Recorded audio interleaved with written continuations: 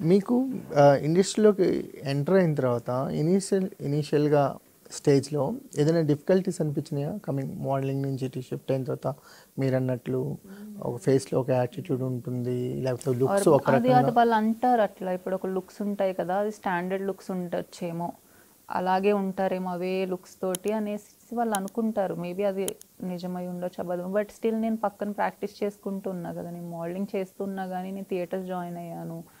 ఇప్పుడు ఏదైతే కావాలో ప్లేస్ చేశారా? ప్లేస్ ఇంకా చేయలేదు. ఎందుకంటే మెయిన్ ఏంటంటే ప్లేస్ చేయాలంటే ఒక 2 నెలలు మనం రిహార్సల్స్ చేయాలి. ఇప్పుడు మరి వర్క్స్ చేసుకుంటున్నాను కదా, సో అంత టైం ప్లేస్కి ఆపర్చునిటీస్ వస్తే చేస్తారా?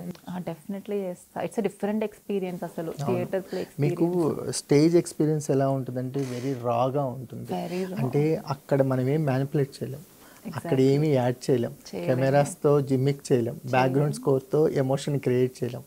నువ్వు నీలా ఓన్లీ నీ టాలెంట్తో ఆ ఆడిటోరియంని ఆకట్టుకోవాలి. ఈవెన్ డైలాగ్ స్క్రిప్ట్ కూడా everything you just have to be the character. చాలామంది స్టేజ్లో చేసిన వాళ్ళు సినిమా పెర్ఫార్మెన్స్ని చాలా తక్కువ చూస్తారు.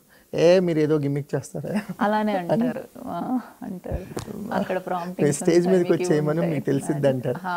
వాళ్ళకి ఒక చిన్న ప్రైడ్ ఉంటుంది, చాలా కాన్ఫిడెంట్ ఉంటుంది. ఇట్స్ వెరీ డిఫరెంట్ థింగ్ కదా. ఇప్పుడు అంతమంది చూస్తున్నప్పుడు మనకు కట్లేదు, ఏది లేదు, అంత రాగా డైరెక్ట్ ఒకసారి స్టేజ్ మీదకి వెళ్ళిన తర్వాత అసలు మిమ్మల్ని ఎవరు సరి చేయలేరు. మిస్టేక్ చేస్తే మిస్టేక్ నీది అంతే, నా మిస్టేక్ నాది అంతే. దాన్ని కరెక్ట్ చేసే మిస్టేక్ కూడా కాదు అది. అంటే ఆడియన్స్కి మీకు మధ్య ఏ తెర లేదు, డైరెక్ట్ ఉంటాం కదా. కాకపోతే వాళ్ళు మరి అంత మంచిగా రిహార్సల్స్ చేసుకుంటారు. ఇప్పుడు మనకి డైరెక్ట్ షూట్కి వెళ్ళిపోతాం, మనం వర్క్షాప్స్ చేస్తారు. బట్ స్టిల్ వాళ్ళు మరి 2 నెలలు 3 నెలలు లిటరల్లీ కొన్ని ప్లేస్కి 6 months ప్రాక్టీస్ చేసుకుంటారు, రిహార్సల్స్ చేసుకుంటారు. సో ప్రాక్టీస్ కంప్లీట్ చేశాక వాళ్ళు ఆల్రెడీ ఆ ప్లేన్ ముందు ఆల్రెడీ ప్లే చేసుకొని వాళ్ళ టైమింగ్ ఎంత వస్తుంది ఏంటి అన్నీ చేసుకున్న తర్వాతే వాళ్ళు డైరెక్ట్ స్టేజ్ మీదకి వెళ్తారు కాబట్టి వాళ్ళకి ఇబ్బంది అవ్వదని అనుకుంటున్నా.